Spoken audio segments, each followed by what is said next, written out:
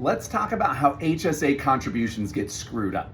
A health savings account, or an HSA, is a fantastic tax planning tool. It allows us to contribute funds pre-tax. That means we get a tax deduction for the contribution. Those funds can grow tax-free, which means we want to make sure they get invested and don't just sit in cash. And then when we use those funds, we can use them tax-free if it's on qualified medical expenses. So we can call this the triple tax advantage, however you want to refer to it. HSAs can be very powerful if we use them correctly. But there is some nuance that we need to understand about how much money we can put into those HSAs. I don't like to commit these to memory, so I like having a cheat sheet. This is mine, the one that we make at Retirement Tax Services, and HSAs are one of the things we include on there. So let's talk about some specific examples. We'll use 2024 numbers because as I'm recording this video, the 2024 tax filing deadline hasn't hit yet, which means we can go back and finish maxing out 2024 if we haven't yet. So the first thing we need to understand is that our contribution limits are based on our insurance type, not on our marital status. So our two possibilities are individual coverage and family coverage. So family coverage could be me and my kid on the same plan. It could be me and my spouse on the same plan. It could be me, my spouse, and my kids all on the same plan. It's just those two distinctions. We also have to have a high deductible health savings plan. High deductible health insurance coverage. There's too many acronyms going on here. And what high deductible counts as can vary depending on the situation. There's rules around the deductible as well as the out-of-pocket maximums. So the easiest thing to do is to check with the plan administrator. A lot of times these plans are named so that it's clear they are high deductible plans, but we want to double check that. Then we need to understand what type of coverage that we have. So if I'm a single person filing by myself without any kids, pretty safe assumption I have individual coverage. But we can also have family coverage, like I said, in a variety of different ways. For 2024, the individual contribution limit was $4,150. For family coverage, it was $8,300.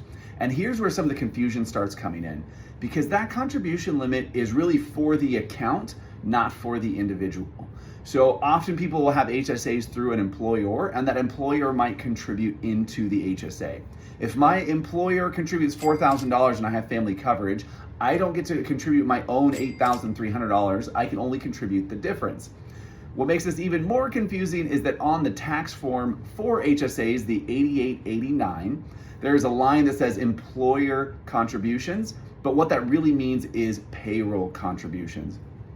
So whether it's coming out of my paycheck directly or the employer's putting it in for me, if it comes through payroll, it's going to go on that line. So the best thing we can do is check with, if you have an app or an online account for your HSA, to go and check what were your total contributions for 2024 to see if there's any more that you can put in. The other thing we need to look out for before we file our tax return is, did we put too much in? Now, if your insurance coverage didn't change, if your coverage type didn't change, if your marital status didn't change, if everything was very consistent in 2024, most likely you contributed the max and that was it.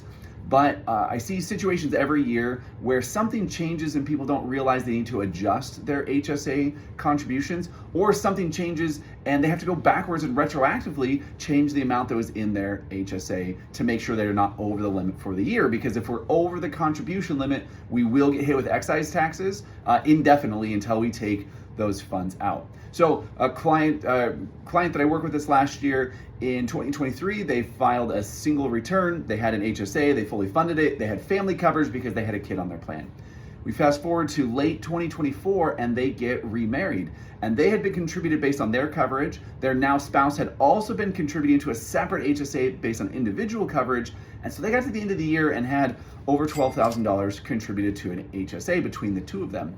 The IRS does not prorate these contribution limits. So now before they file their tax return, they're going to go back and take out the extra amount so that they only had $8,300 between the two of them, or they'll get hit with those excise taxes. So we've got to pay attention to this in both directions. Did we contribute enough? Can we go back and max out? Did we contribute too much? And do we want to avoid those excise taxes? And of course, then the other piece of this is that when we hit age 55, there is a catch-up contribution. It's $1,000 per person. But since an HSA is an individual account, if my whole career I've been contributing to an HSA for my family and it's been in my name, when my wife and I both hit 55, we would actually have to create a separate HSA for her to be able to do the catch-up. that the $1,000 in her name has to go into her own account. So a lot of moving pieces there, but it's worth it to get it done because this is a great way to save on taxes. Make a plan, make it happen. Happy tax planning.